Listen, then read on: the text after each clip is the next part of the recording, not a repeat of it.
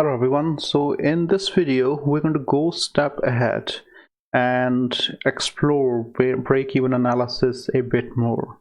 Break-even analysis can be used when it comes to deciding on a particular type of equipment here. So you may have different vendors who are supplying same type of machinery or same equipment. So depending upon the efficiency and effectiveness of a machine, the break-even quantity can vary, right? So here's the formula that will allow you to calculate the break-even quantity, and based on the break-even quantity, if you are falling into this region, so here's the break-even quantity here, so then it's cheaper to use machine A. Otherwise, if your demand is greater than break-even quantity, then it's cheaper to use machine B, right? So when you're inserting your numbers, please make sure that you take consideration of which one is machine A and which one is machine B, right? Okay, so the second part of this is if you want to make a decision if you're going to buy a product, so which means outsourcing, or you're going to make it in-house or making a product. So again, for the outsourcing and making decision, we're going to use this formula here, right? So the fixed cost divided by the difference between variable cost per unit for buying, which means outsourcing, minus variable cost per unit for doing it in-house or making that product, right? If the demand or the annual demand is less than break-even point, then it's always cheaper to outsource. If the annual demand is greater than, so if the demand is greater than break-even point, then it's cheaper to make that product in-house. So it's worth investing into new equipment or into new facilities or building capacity, right? Okay, so from here, let's go ahead and solve one question to just reinforce these concepts. Okay, so in this scenario, we have an annual demand of 30,000 units. So this example is taken from a high-end car manufacturer. So the cost of doing it in-house and outsourcing is given, right? So the cost of in-house is $200,000 to build the capacity in order to manufacture this specialized part. And it's going to cost us $30 per unit as a variable cost, which is labor cost per hour, cost of inspection, as well as the material cost. On the other hand, if we are getting it from a vendor, so it's going to cost us $80 per unit. So that's again shipping cost, inspection cost, cost of any modifications to the components. So the total variable cost from the vendor is $80 per unit. Okay, so given that the annual demand is 30,000 units, so shall we do it in-house, build the capacity, or shall we keep on outsourcing? We know that when you have a decision to make between make and buy, so we have here break-even quantity is ratio between fixed cost divided by cost to buy or cost to outsource minus cost to make or cost to do it in a house. So let's put these numbers in.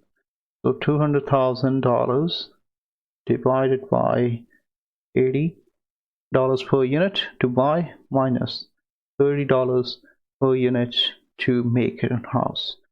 So that's going to give you a break-even quantity of 4,000 units. But our annual demand is way higher, it's 30,000. So annual demand, which is 30,000, is greater than break-even quantity, right? So 4,000. So we should go ahead and build this capacity in-house, right? This will be way cheaper instead of outsourcing. That's what we're doing at the moment, right? So that's how you will use this information to make a decision between outsourcing or doing a job in-house. Okay, so let's do one more final thing to show you another way to solve these type of questions as well, if you are given with some additional information. Okay, so I want to modify this scenario a little bit. Okay, so let's add a bit more information. So let's say for the outsourcing or for the buying component, we have a fixed cost here.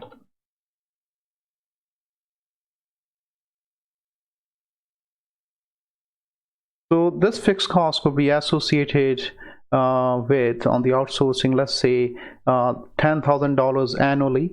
That's where we go to our vendor location and do the process audit.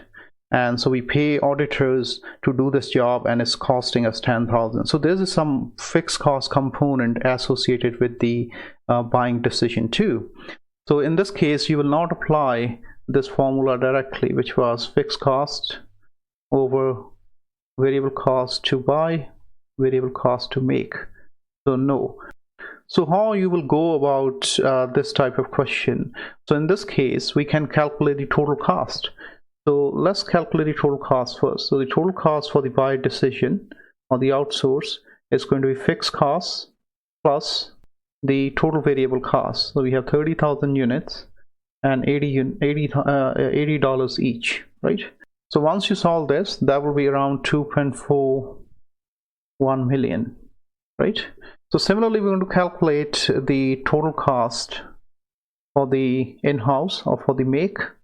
So we already know that there is a fixed cost of $20 to build the capacity, and demand is 30,000 units, and it's going to cost us $30 per unit, right? So once you solve this, that will give you 1.1 million. So by looking at the total cost for both of these options, we can tell that to make it is cheaper. That's going to cost us 1.1 million by investing into capacity. On the other hand, that's the other option is costing us 2.4 million, right? So have a look at the information what's been given. If both the fixed costs are given and you know the demand, calculate the total cost and then make a decision, right? If the fixed cost for the outsourcing is not available, you're only given with the fixed cost for in-house. So in that case, you're going to assume that fixed cost for outsourcing is 0, right?